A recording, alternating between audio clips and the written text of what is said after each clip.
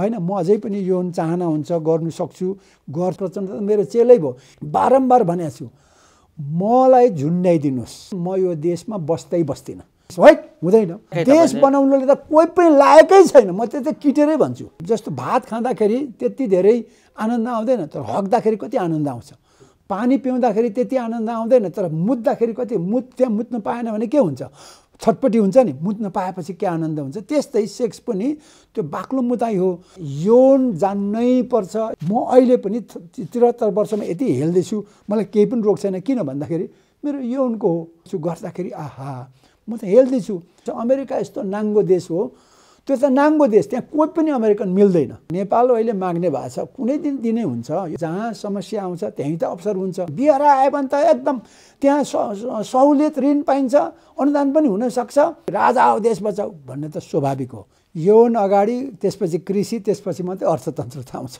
यौन बिना त हाम्रो उत्पत्ति सम्भवै छैन यी विभिन्न खालखण्डले मानिसहरूको परिवार जसरी भत्किँदैछ यौनका सन्दर्भले तपाईको चाहिँ कसरी बलियो भइराखेको छ यत्रो खुलेआम सार्वजनिक गर्दा होइन मेरो बलियो यो बताउनुहोस् त तपाईको पारिवारिक सन्तुलनको कुराले पनि अन्य मानिसहरूलाई ठुलो जीवनको शिक्षा हुन सक्छ मेरो त स्कुलमै 200 विद्यार्थीहरू छन् त्यसमा तरुणी तन्नेरी गर्ने जो सेक्स यौन योग्य त 50 झन्झनै 100 जना नै छन् संसारमा अहिले यौन भन्दा ठुलो समस्या केही पनि छैन भोलि अमेरिका आयो भने के गर्ने चाइनाले हान्यो भने के गर्ने इन्डियाले हान्यो भने के गर्ने यो गर्यो भने के गर्ने आयो भने एकैचोटि सेना ट्याक्क देख्यो भने के गर्ने रकेटमा चाहिँ सट्ट यहाँ खस्यो भने के गर्ने आफै पनि नाङ्गै गरेर हिँड्छु केही पनि होइन जन्मेको नाङ्गै हो जाने नाङ्गै हो आफ्नो यो अङ्गहरू सबै बुझ्नु माथि केसदेखि तल नङसम्म सबै बुझ्यो भनेर त्यसको अर्थ बुझ्यो भनेदेखि कुनै समस्या हुँदैन भनेर मैले चाहिँ यो चाहिँ एकदमै महत्त्वपूर्ण रहेछ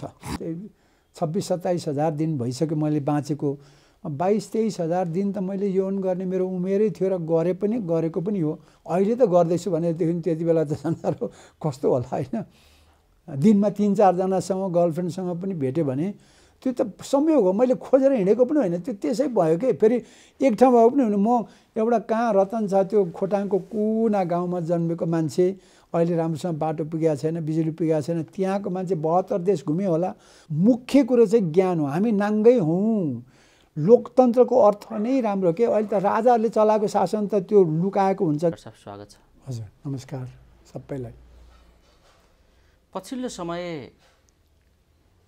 नेपालको राजनीतिमा परमादेशपछि जुन सरकार बनेको छ गठबन्धनको सरकार त्यसले मन्त्रीमण्डल पूर्णता दिन सकेन अहिलेसम्म के को समस्या हो यो अहिलेको सत्ता राजनीतिलाई तपाईले कसरी हेरिराख्नु भएको छ अहिलेको यो के भन्ने अब यो लोकतन्त्रको खराबीमा एउटा चाहिँ अलिकति संसदीय व्यवस्थामा पूर्ण लोकतन्त्रको अभ्यास हुन सकेन भने यस्तो खालको यो अहिले टिकेतन्त्रको समस्या हो नेपालमा टिकेतन्त्र आइसकेपछि संसदीय व्यवस्था चाहिँ एकदम त्यसले लोकतन्त्रको कामै गर्न सकेन लोकतन्त्रको कहिलेकाहीँ खराबीहरू यसमा हुनेमा अहिले भएको चाहिँ त्यही हो कि नेपालमा के भन्छ यो सङ्ख्याको खेल संसदीय व्यवस्था भनेको सङ्ख्याको खेल हो हुन त अब लोकतन्त्र भनेकै सङ्ख्या बहुमतको कुरा हो तर निर्वाचन प्रणालीमा हाम्रो चाहिँ के हो भने अब संसदभित्र गणना गरेर चाहिँ सङ्ख्याले सरकार बनाउने सङ्ख्याले शक्ति लिने भन्ने कुरा चाहिँ त्यसमा हाम्रो अलिक कमजोरी हो र यो वास्तवमा भन्यो भने नेपालमा पूर्ण लोकतन्त्र नभइकन भएकै छैन कि प्रत्यक्ष निर्वाचित प्रणाली नभइकन यो समस्या रहिरहन्छ र यो हिजोबाटै सुरुदेखि नै भइआएको 2047-46 पछिको जति संविधान बन्यो त्यस बेला पनि यस्तै थियो अहिले पनि त्यो धारा 75 के अरे त्यो के भन्छ 76 को 5 लगाए पनि अझै पनि त्यसलाई अपव्याख्या गरेर यस्तो भएको हो तर अब बिस्तारै स्थापित हुँदै जाला यो चाहिँ समस्या हो जस्तो तपाईले यसलाई त्यसरी यो चाहिँ पुरानो एउटा रोग हो यो यस्तो खालको भन्ने यो संसदीय व्यवस्थाको एउटा संसदीय व्यवस्था पूर्ण रूपमा छैन के यो चाहिँ संसदीय टिकेतन्त्र भनेको अर्थ पार्टीको एउटा दुईटा नेताले यो मेरो चाहिँ भनेर टिकट दिने पार्टीले टिकट दिने चलन छ नि त्यसलाई टिकेतन्त्र भन्छ के वास्तवमा संसदीय व्यवस्थामा पनि तल जनताले नै सदस्य के भन्छ जनताले अथवा पार्टीको सदस्यहरूले निर्वाचित गरेर टिकट पाउने भएदेखि त्यो राम्रो हुन्थ्यो, त्यसबाट चाहिँ केही न केही रूपमा असल हुन्थ्यो। तर यहाँ त आफ्नो गुटको लागि अनि गुन्डा डाका अथवा भ्रष्टाचारीलाई चाहिँ टिकट दिएर जनतालाई बाध्य बनाउने भोट दिने, अनि त्यस्तोले चाहिँ यो पैसाको खेल के। यो जति पनि अहिले हाम्रो सरकारमा जान चाहने मन्त्रीलाई पैसा नभए नहुने, अहिलेको अब म एउटा पार्टीमा छु, हाम्रै पार्टीको पनि समस्या के भने मन्त्री किन हुने भनेर सोध्यो भने पैसाको लागि, अर्को पार्टीको पनि हेर्ने पैसाको लागि।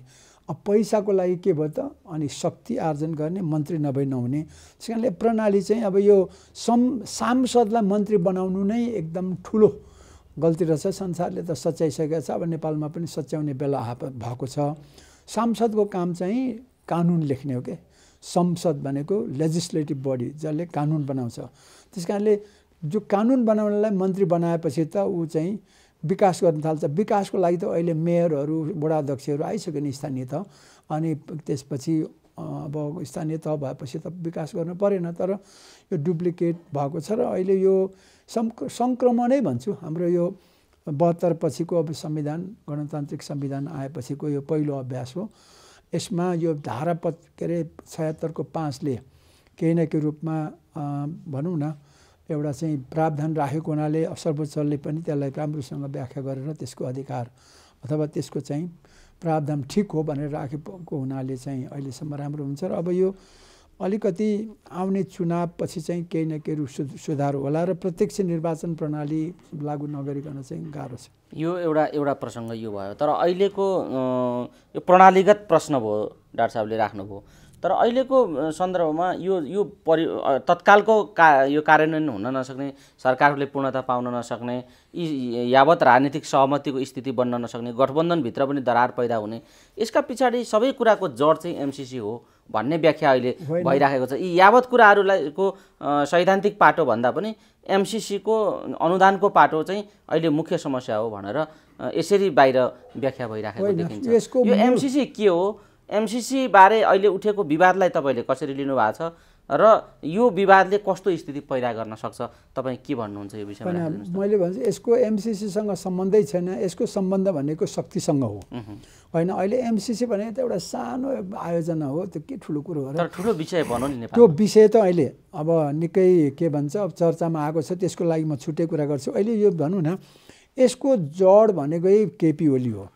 खड्गप्रसाद ओलीजीले जब प्रधानमन्त्री भइसकेपछि कुर्सी नछोड्ने र दुई पटक चाहिँ अब संसदै भङ्ग गर्ने, जब भङ्ग गर्नु पाइँदैन भनेर धारा 76 को 5 राखेको प्रावधान राखेको होइन, त्यो थुप्रै छ, भित्र 7 सम्म छ। त्यस कारणले जब त्यसलाई चाहिँ एकदम कुल्चेर मनपरी गर्नुभयो ओलीजीले, ओलीजीकै मनपरीको कारणले यो सबै आएको। अब त्यसै कारणले पनि त्यो पार्टीमा असन्तुष्टि आयो, माओवादी छुट्टी नै हाल्यो, त्यसपछि माधवजीहरू छुट्टी नै पर्यो होइन।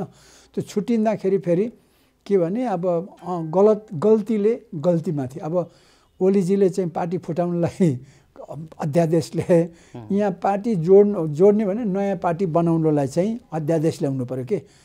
उहाँ ओलीजीले चाहिँ फुटाएर मान्छेलाई ध्वस्त बनाउनलाई अध्यादेश ल्याए, यहाँ चाहिँ फुटेकोलाई अब व्यवस्थित रूपमा पार्टी बनाउनुको लागि अध्यादेश लियो। अहिलेको समस्या भनेको यही अध्यादेश हो। 20% पार्टी फुटाउनु पाउने भएपछि अब फुट्यो होइन, फुटेर करिब जसपा 2टा भयो, एमाले 2टा भयो। त्यस कारणले यसलाई स्थापित गरेपछि अनि मात्रै हुन्छ भनेको हुनाले अहिले यो वास्तवमा ढिलाइ हुनुको कारण एमसिसी त हुँदै होइन, 0% हो। एमसिसी चाहिँ त्यो हुँदै होइन। मुख्य कुरा चाहिँ अब यो ओलीजीले सुरु गरेको भत्ताभुङ्गको अवस्थालाई स्थापित गरेर थोरै भए पनि एउटा लाइनमा ल्याउने भन्ने कुरा मात्रै हो। त्यसले गर्दाखेरि यो नराम्रो त हो नै, गर्नु नहुने कुरा हो। तर नराम्रो सुरु गर्ने चाहिँ ओलीजीले राम्रो यत्रो 2/3 करिब 2/3 मत पाएर पनि उहाँले यति धेरै म भएदेखि त्यति बेला 2 वर्ष 3 वर्ष गरेर धेरै प्रेसर आयो भने ल साथी गर्नु है भनेर छोडेर पार्टी बिग्रनु नदिने र देशको चाहिँ परिपाटीलाई बिग्रनु दिन्न थिएँ भन्छु। तर त्यो त आफ्नो आफ्नो शैली हो होइन। ओलीजीले गर्नुभयो, ओलीको समर्थकले पनि आफ्नै हिसाबले गए। त्यस कारणले यो एमसिसीसँग कुनै पनि सम्बन्ध छैन अहिले यो के अरे सरकार बन्नुमा ढिलाइ, त्यो चाहिँ अध्यादेशसँग छ। अब यसलाई निलम्बन गरिसकेपछि 2-4 दिनमा पार्टी के अरे सरकार बनि नै हाल्छ। मदन सर, यो पाटो तपाईँले यसरी भन्नुभयो, तर यो एमसिसी बारे पनि अहिले जुन बहस उठेको छ नि, अवश्य यसमा यो एमसिसी के हो, यो एमसिसी कस्तो खालको प्रोजेक्ट हो, यसले नेपालको स्वतन्त्रता र स्वाधीनतामा कस्तो किसिमको प्रश्न उठाउँछ, यो उठाउँदैन, यी यावत जे विषय अहिले एमसिसीको बारेमा विवादास्पद विषय उठेका छन्, यसलाई गहिरो ढङ्गले हेर्ने, बुझ्ने र अध्ययन गर्ने क्षमता राख्ने व्यक्तित्व हुनुहुन्छ तपाईँ। बताइदिनुहोस् त यो एमसिसी बारे बाहिर उठिराखेका चर्चाहरूबारे तपाईँको के टिप्पणी छ र यो एमसिसी बारे तपाईँको साह्रै राम्रो प्रश्न। एकदम सबै नेपालीलाई मेरो एकदम फेरि चाहिँ सम्मान छ, तपाईँहरूलाई चाहिँ म नमस्कार गर्न चाहन्छु। एमसिसी वास्तवमा यो अब मिलेनियम च्यालेन्ज कर्पोरेसन भन्ने यसको चाहिँ फुल फर्म हो। यो अमेरिका को एउटा नयाँ खालको चाहिँ विकासको सहयोग गर्ने अवधारणा हो। यो चाहिँ अब सन् 2001 मा सेप्टेम्बर 11 मा जब के भन्छ अब के त्यसलाई आतङ्कवादी त के भनौँ, जिउ छाडेका इस्लामिक समूहले चाहिँ अमेरिकामा आक्रमण गरेपछि किन भयो भन्दा अमेरिकाले दादागिरी गर्यो। अब त्यो गर्न पाइँदैन। किन दादागिरी गर्यो भन्दा संसारमा सबै गरिबी छ, भोकमरी छ, मान्छेले जिउ छाडे भनेपछि अमेरिकाले नयाँ बाटो लिनुपर्छ भनेर सुरु भएको छोटकरीमा। अनि त्यसैमा चाहिँ त्योसँग एउटा जोडिन्छ। अर्को जोडिने चाहिँ संयुक्त यो भनौँ न संयुक्त राष्ट्र सङ्घ भनौँ, युनाइटेड नेसन्सले अब 1000 वर्ष त पुरा भयो होइन, अब त्यसलाई सहस्राब्दी पनि भन्छ, मिलेनियम त पुरा भयो। अब अर्को मिलेनियम सुरु हुन लाग्यो, अर्को 1000 को चाहिँ सुरुवात भयो। यो 1000 मा नसकेको काम अर्को 1000 मा के चाहिँ गर्ने त, कसरी गर्ने भनेर चाहिँ अब त्यो छलफल हुँदै थियो संसारभरिको देशहरूसँग। छलफल हुँदाखेरि त्यति बेलै 1000 पुगेपछि ल नयाँ तरिकाले जानुपर्छ भनेर सस्टेनेबल डेभलपमेन्ट गोल्स भनेर चाहिँ सन् 2015 सम्ममा यो गर्ने, विशेष गरेर गरिबी चाहिँ घटाउने, भोकमरी घटाउने भनेर गर्यो होइन। त्यति बेलै पनि यो अमेरिकाको पनि ल अमेरिकाले नयाँ खालको चाहिँ के भन्छ सहयोगको व्यवस्था गर्नु पर्यो, जसले गर्दाखेरि त्यो देशहरूमा चाहिँ छिटोभन्दा छिटो गरिबी हटोस् भनेर चाहिँ आएको ठ्याक्क दुइटै। म त्यति बेला संयुक्त राष्ट्रसङ्घकै कर्मचारी, म इराकमै थिएँ। अफगानिस्तानको, इराकको, सिरियाको त्यो एरियाको सबै गतिविधिहरू हामीले नै हेर्थ्यौँ युएनमा भनौँ न, म पनि त्यसको पार्ट। अब भएको हुनाले मलाई चाहिँ एमसिसीको बारेमा जब 2004 मा त्यो पारित भएर चाहिँ सुरु हुने भयो, खुसी थिएँ म। त्यसबेला म युएनमै काम गर्थेँ। यो गर्दा ओहो यो त गजब रहेछ, आए पनि हुन्थ्यो भनेर भन्दा भन्दै नेपाल आएँ। कुरा चल्दा चाहिँ निस्क्यो, आयो, भयो पनि। तर अहिले यो एमसिसीको कारणले नेपालमा यति धेरै चर्चा परिचर्चा भएको छ, म साह्रै खुसी छु। यो उहिले 70 वर्ष अगाडि नै जब नेपालमा विदेशी सहयोगहरू आउन थाले, विशेष गरेर अमेरिकाको त 1959 देखि नै भनौँ न सुरु भएको। सबभन्दा पहिला अमेरिकासँग दौत्य सम्बन्ध सन् 2048 देखि नै भयो, चाइनासँग 55 मा भयो होइन। हिन्दुस्तानको त अब नजिकको भएकोले त्यो त इभन राणाकालमै थियो। यस्तो दौत्य सम्बन्धहरू हुँदाखेरि आर्थिक सहायता त अमेरिकाले पहिला यहाँ बिजुली बनाउनु र बाटो बनाउनु सबभन्दा पहिलो सहयोग होइन देखि लिएर थुप्रो कुराहरू छ। यो देखि लिएर सबै बेलायतले दिएको छ, कति धेरै सहयोग जापानले दिएको छ, भारतको त कुरै छोडिदिउँ जब कि यति धेरै दिएको छ, अरू युरोपियन देशदेखि सबैले दिएको छ। यो हरेक सहयोगको बारेमा जनतालाई चाहिँ सुसूचित गर्नुपर्ने, तर शासन व्यवस्था नै हिजो राणाको थियो होइन। अब थाहै नपाउने राजाको त झन् त्यस्तै भयो। त्यसपछि लोकतन्त्र आएपछि पनि जनताले थाहा पाएनन् कि देशमा के हुँदैछ, कसो हुँदैछ भनेर।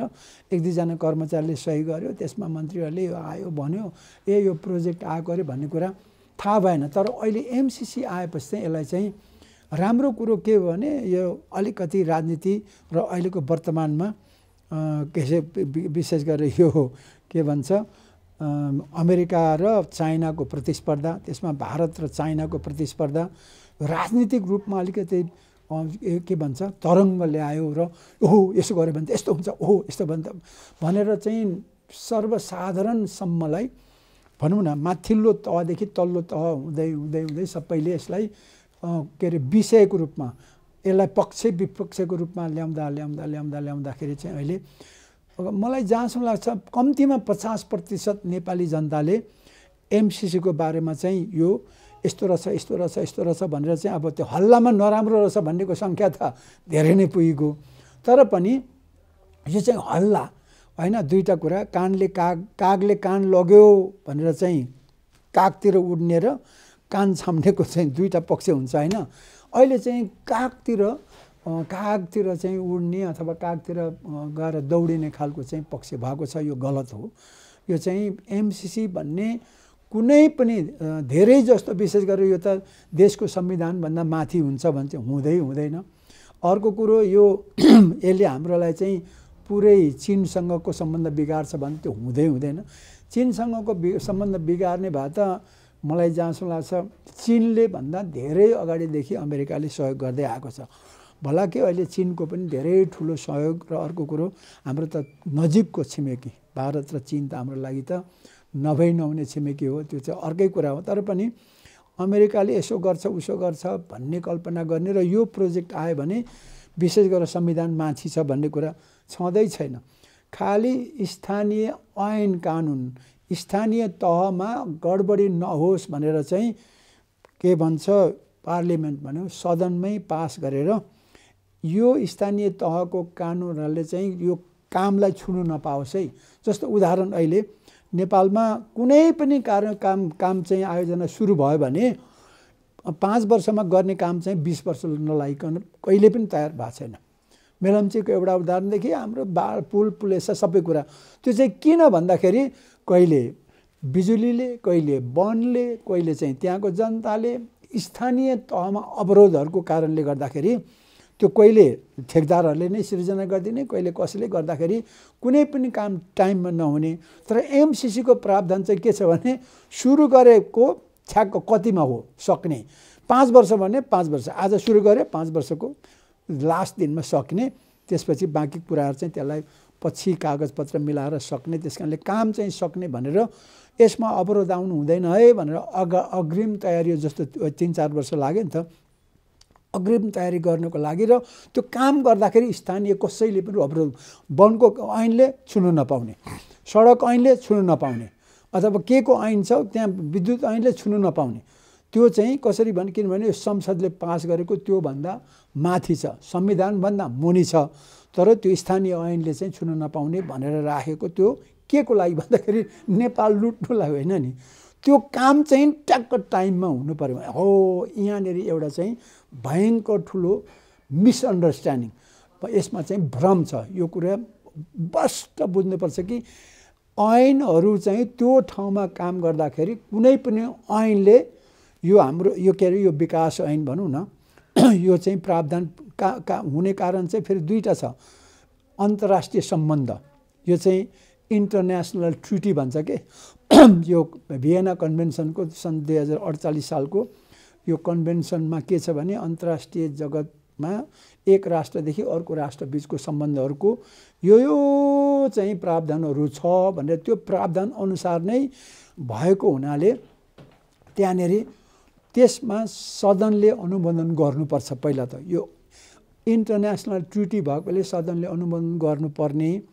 अर्को चाहिँ यो के भन्छ छिट्टै लागू गर्ने र देशमा सबभन्दा समस्या के छ प्रावधानहरू भन्दाखेरि सबैले अड्छन्। कुनै बाटो खन्दैछ, बिजुली लाग्दैछ, त्यहाँ एउटाले गएर वनले, अघि मैले भने नि बिजुलीले, बाटोले, स्थानीय तहले सबैले अवरोध गर्नेहरूले त्यो गर्न पाउँदैन है भनेर चाहिँ सदनले नै पास गर्नुपर्ने। दुईवटा कारण, एउटा चाहिँ अन्तर्राष्ट्रिय के भन्छ यो सम्झौताको कारणले, तर त्यो त मूल होइन, तर मूल चाहिँ स्थानीय तहमा अवरोध नहोस् भनेर हो। र अर्को कुरो यसमा चाहिँ संविधान ऐनभित्र नपर्ने कारण चाहिँ यो त यसभित्रको के अरे अन्तर्राष्ट्रिय सम्झौता पनि त संविधानभन्दा त माथि छैन नि, त्यो त खालि हुन्छ यो गर्ने भन्दा नमान्नु पनि सक्छ। ल आजदेखि हामीले यो अन्तर्राष्ट्रिय सम्झौता मानेनौँ है भन्दाखेरि हाम्रो सदनले अथवा सरकारले नै त्यसलाई चाहिँ के अरे छोड्न पनि सक्छ, त्यसलाई के भन्छ त्यसलाई चाहिँ नि निषेध गर्न पनि सक्छ। अर्को चाहिँ फेरि के छ भने सबभन्दा नेपाली जनताले बुझ्नुपर्ने यसको एउटै महत्त्वपूर्ण चाहिँ प्रावधान के छ भने कुनै पनि नेपाल सरकारलाई एमसिसी ठिक लागेन, काम गर्दा गर्दै गर्दै यो राष्ट्रिय स्वाधीनता स्वाभिमान अथवा हाम्रो यहाँको सुरक्षामा कुनै पनि त्यस्तो अवरोध हुने नराम्रो हुने लाग्यो भने 30 दिनमा तपाईलाई हामी जय नेपाल भन्छौँ है, किनभने अब हामीलाई यो चाहिएन, यो कारणले गर्दाखेरि यो हामीलाई चाहिएन भनेर नेपालले पनि भन्न सक्छ।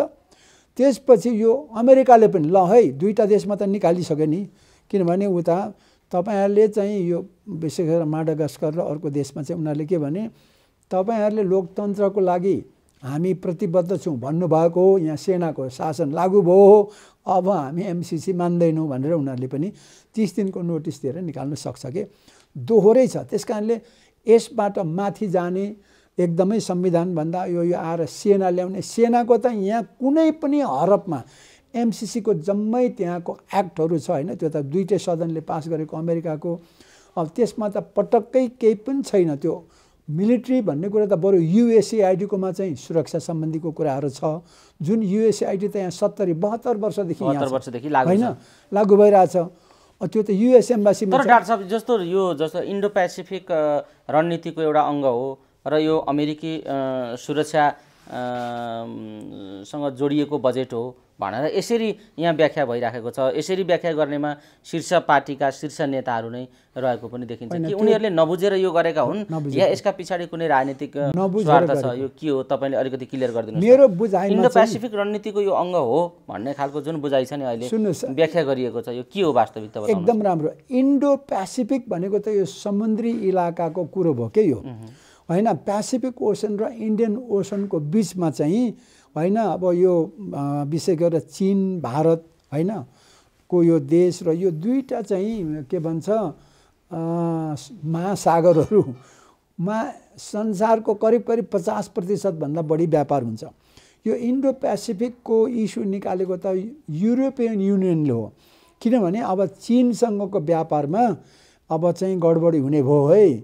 चीन चाहिँ अब आर्थिक रूपमा सम्पन्न भएपछि उसको त्यहाँ के भन्छ हालिमुहाली होला, उसको चाहिँ दादागिरी होला, त्यो चाहिँ हामीले होस पुर्याउनु पर्छ र बेलैमा सन्तुलन ल्याउनु पर्छ भनेर इयुले सुरु गर्यो हैन। अब त्यसबेला बेलायत पनि त्यहाँ सँगै छ अनि अमेरिकासँग छलफल गरेर उनीहरूले चाहिँ यो इन्डो पेसिफिक स्ट्र्याटेजी भनेर चाहिँ उनीहरूले राखेको भनेको अर्थ के भने मुख्य कुरा त व्यापारकै कुरा, पैसै कुरा, लेनदेनकै कुरा हो।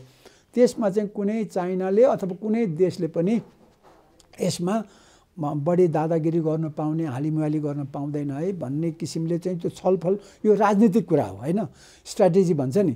तर एमसीसी भन्ने त अमेरिकनको पैसा हो, अमेरिकन र युरोपियनकै स्ट्र्याटेजी हो आइपिएस भन्ने हैन। त्यो त हुने नै भयो, भूगोलको हिसाबले हेर्दा त नेपाल पनि आइपिएसकै भूगोलमा पर्छ र त्यही अनुसारले भोलि गएर कुरा गर्दै जाँदाखेरि त अमेरिका इन्भल्भ भएपछि त एमसीसी इन्भल्भ हुने भएन। तर यो प्रोजेक्टको सिलसिलामा चाहिँ यदि मिलिटरी अथवा कुनै पनि त्यस्तो चाहिँ नाकाबन्दी चीनलाई असर पर्ने, हाम्रो छिमेकी राष्ट्र चीनलाई असर पर्ने जस्तो छ भने त नेपालले त अमेरिकाभन्दा त चीनलाई नजिक राख्नुपर्छ। यो कारणले पनि हामी मान्न तयार भएनौँ है भनेर, अथवा हामीलाई यो ठिक लागेन, अब यो प्रावधान यो अनुसार तपाईलाई चाहिँ हामी अब यो एमसीसी चाहिँदैन है भनेर चाहिँ जानकारी दिन चाहन्छु भनेर 30 दिनको नोटिस दिएर छोड्न सकिहाल्छ नि। तर किन यो नगरेको त? यो जस्तो शीर्ष पार्टीका नेताहरू जस्तो प्रचण्डजी पार्टी अध्यक्ष हुनुहुन्थ्यो, विशेष बाबुराम भट्टराईजी प्रधानमन्त्री हुँदाखेरि यो अभ्यास यसको प्रोसेस सुरु भएको भनिएको छ। यसमा 6 वटा सरकार इन्भल्भ छन् भनिएको छ। तर अहिले सबै विरोधाभासपूर्ण कुरा गरेर यो अल्मल्याउने काम किन भइरहेको छ भन्ने प्रश्न छ। यो अल्मल्याएको मलाई त राम्रो भएछ, जहाँ के अरे समस्या छ त्यही नै अवसर पनि छ भन्छु के। यो एमसीसी समस्या होइन, यो नेपाली जनतालाई यो के भन्छ सरकारको बारेमा भित्र बाहिरको सबै कुरा बुझ्नुलाई, राम्रो नराम्रो कुरा बुझ्नुको लागि ठुलो अवसर दिएको छ। धन्यवाद भन्छु यो जे समयले यो एमसीसी प्रोजेक्टलाई पनि समयलाई पनि जसले विवाद निकाल्नुभयो उहाँहरूलाई पनि धन्यवाद दिन्छु। तर यथार्थ चाहिँ बुझेर कागतिर खेद्ने होइन कि कान समाउने हो। र जति पनि नेताहरूले यो सबै पार्टीको सरकारहरू इन्भल्भ छ हैन, बाबुरामदेखि प्रचण्डदेखि माधव नेपालदेखि सबै यसमा चाहिँ सुशील कोइराला भनौँ न, काङ्ग्रेस कम्युनिस्ट एमाले सबै कुराहरू सबै छ यसमा। सबैले हस्ताक्षर गरेछ। यो बिचमा आएर चाहिँ अलिकति राजनीतिकरण भयो के। राजनीतिकरणमा अब विशेष गरेर यसमा राजा इन्भल्भ छ हैन। त्यति बेला चाहिँ यो कमजोर पक्षलाई यसरी चाहिँ गर्नुपर्छ भनेर स्वाभाविक हो। सबै प्रतिपक्षहरूले सबै राजनीति गर्ने मान्छेहरूले चाहिँ कसको कमजोर कुरा छ त्यसमा हिट गर्नुपर्छ भन्दाखेरि अहिले धेरै हिट गर्ने चाहिँ राजा पक्षको छन् हैन। राजा हो देश बचाऊ भन्ने जुन त्यो अत्यन्तै त्यो के भन्छ मलाई त जहाँसम्म लाग्छ असान्दर्भिक कुरा र गलत समयमा कुरा गर्दैछन्। राजा हो, राजाले देश बनाउँदैन, लोकतन्त्रको विकल्प लोकतन्त्रै हो, लोकतन्त्रमै हो। ज्ञानेन्द्रदेखि लिएर सबै शाह वंशको पनि हैन समान अवसर छ, त्यति बेला गर्न सक्छ। त यो जुन नेताहरूले विशेष गरेर देव गुरुङ, भीम रावल जस्तो मान्छेहरू हैन, लीलामणिजी अनि अर्को हाम्रो विशेष गरेर हाम्रो सूर्यराज आचार्यजी, उहाँहरूको चाहिँ मेरो विचारमा कोही चाहिँ सूर्यराजजी चाहिँ बढी नै कुतर्क गर्ने हैन। तर्क पनि थुप्रै छ नि त। अब जस्तो उदाहरणको लागि यहाँ बसिराख्यो भने, यहाँ बस्यो भने चट्याङ पऱ्यो भने के गर्ने? अहिले हेर्नुहोस् भुइँचालो आयो भने त्यहाँ मरिन्छ। ल यतापट्टि किरणजी हामी त यता सरौँ हैन भनेर पनि हुन्छ। आउँछ के फरक पर्छ र भन्ने पनि हुन्छ नि त हैन। मान्छे दुईटा सबै पक्षको दुई कुरा हुन्छ हैन। त्यसले गर्दाखेरि त्यो अर्को अलिकति नेगेटिभ पछि हुँदैन कि यसो गरेर डर त प्रत्येक सेकेन्ड। किनभने मान्छेको सबैलाई आफ्नो सम्पत्तिको कति छ के छ जनगण आफ्नो भनौँ न आफन्तहरू भौतिक वस्तु कति छ थाहा हुन्छ, तर समय कति छ कसैलाई थाहा हुँदैन। त्यस कारणले त्यो डर देखाएर चाहिँ भोलि अमेरिका आयो भने के गर्ने, चाइनाले हान्यो भने के गर्ने, इन्डियाले हान्यो भने के गर्ने, यो गर्यो भने के गर्ने, आयो भने एकैचोटि सेना ट्याक्क देखियो भने के गर्ने, रकेटमा चाहिँ सट्टै यहाँ खस्यो भने के गर्ने, यसो गर्यो भने के गर्ने। अब यो गर्यो भने के गर्ने भने त 72 वर्षदेखि अमेरिका यहाँ बसिरहेको छ हैन। ढास्स बसेर चाहिँ सबै कुरा गरिरहेको छ, केही पनि गरेर देखिन। म त उहाँ मुस्ताङ बसेको तिब्बतमा फ्री तिब्बत भनेर चाहिँ हाम्रो युरोप र अमेरिकाले धेरै सहयोग गरेर चाहिँ कति खम्पा काण्डै भएर भयो नि त। त्यहाँ थुप्रो अपरेसन भएको छ। म त त्यो अपरेसनमा परेको मान्छे, इन्भल्भ भएको मान्छे हैन। त्यस्तो गर्ने मान्छेहरू त भइरहन्छ, तर त्यो कति महत्त्वपूर्ण छ के छ भने अमेरिका र के अरे चाइनासँगै नमिलिकन संसारमा उनीहरूको दुइटैको भलाइ छँदै छैन। दुइटै धनी हुने र दुइटै चाहिँ दादा हुने त उनीहरू दुइटै मिल्छन्। हामी नेपालले क्रिङ गरेर त मिलेन। खैर जे होस्, तर पनि अब देव गुरुङजी र लीलामणिजी अनि हाम्रो भीम रावलजीहरू चाहिँ सायद मेरो विचारमा अलिकति कुतर्कतिर जानुभयो कि यसो गर्यो भने के हुन्छ, यसो गर्यो भने के हुन्छ। 70-72 वर्ष नगरेको अहिले गर्यो भने के हुन्छ, गरेन भने के हुन्छ भन्ने पनि त हो नि। म चाहिँ केही पनि गर्दैन गरौँ भन्ने मान्छे गर्छ, गर्नुहुन्न। अब दुईटा पक्ष भयो। त्यस कारणले पनि त्यसमा हो अब सबैलाई त भन्नु मिल्दैन। तर अहिले चाहिँ जहाँसम्म लाग्छ बाबुराम भट्टराईजीदेखि लिएर सबै मान्छेले चाहिँ अब बुझ्यो नि, त डकुमेन्ट बुझ्यो। मुख्य कुरो त लिखत छ नि, एमसिसीको एक्ट भनौँ न, एमसिसीको ऐनमा जुन दुईटै सदनले पास गरेको छ अमेरिकाको, त्यसमा त त्यस्तो कुनै पनि छैन। विशेष गरेर सेना सम्बन्धी आर्मी सम्बन्धी त कुरै छैन। आइपिएस भन्ने कुरा त भर्खर 2013बाट सुरु भएको हो होइन। त्यो पनि युरोपबाट सुरु भएर डोनाल्ड ट्रम्प के अरे प्रेसिडेन्ट हुँदाखेरि चाहिँ ल यो आइपिएस स्ट्राटेजीमा लागौँ भनेर चाहिँ लाग्नु खोजेको। त्यो त चाइनाले दादागिरी गर्यो भने अस्ट्रेलिया, जापान, इन्डिया होइन धनी र अमेरिका युरोप मिलेर उसलाई दबाब दिनुपर्छ है, दादागिरी गर्न पाइँदैन भन्ने कुरा सो त नि हो नि। तपाईँ हामी यहाँ पनि त एउटा दादागिरी गर्यो भने हामी सबै मिल्छौँ नि, त्यो राजनीतिक कुरा हो। तर यो विकासको लागि त नेपाल त्यसको लागि नेपालले आइपिएसको मेम्बर हुन मिल्छ। हामी त असंलग्न राष्ट्र हौँ नि त, हामी त नन एलाइन कन्ट्री हौँ र हुनै पर्छ। हामी भारत र चीनको बिचमा त हामी ल है दुईटैलाई चाहिँ तपाईँहरू हाम्रो लागि मित्र हुनुहुन्छ, तपाईँहरूको आफ्नो समस्या होला तर हाम्रो पनि आफ्नै हुन्छ। तर हामी तपाईँहरूसँग दुईटैलाई बराबरीको रूपमा हामी त गतिशील पुल भएर बस्न चाहन्छौँ, सहयोग गर्न चाहन्छौँ, सहयोग लिन चाहन्छौँ भनेर बस्नुपर्छ। त्यसमा अमेरिका जस्तो शक्ति राष्ट्र, युरोपियन युनियन जस्तो शक्ति राष्ट्रको लागि त हामीले त उनीहरूलाई पनि तपाईँहरूलाई हामी समान रूपमा सम्मान गर्छौँ, तपाईँहरूको सहयोग चाहिन्छ, हामीले पनि सकेको सहयोग गर्छौँ भनेर त हामीले त त्यो त एकदमै कूटनीतिक हिसाबले चल्नु पर्यो नि। हामीले कोही असंलग्न भनेकै फेभर गर्नै हुँदैन कसैको, भारतलाई पनि गर्नु भएन।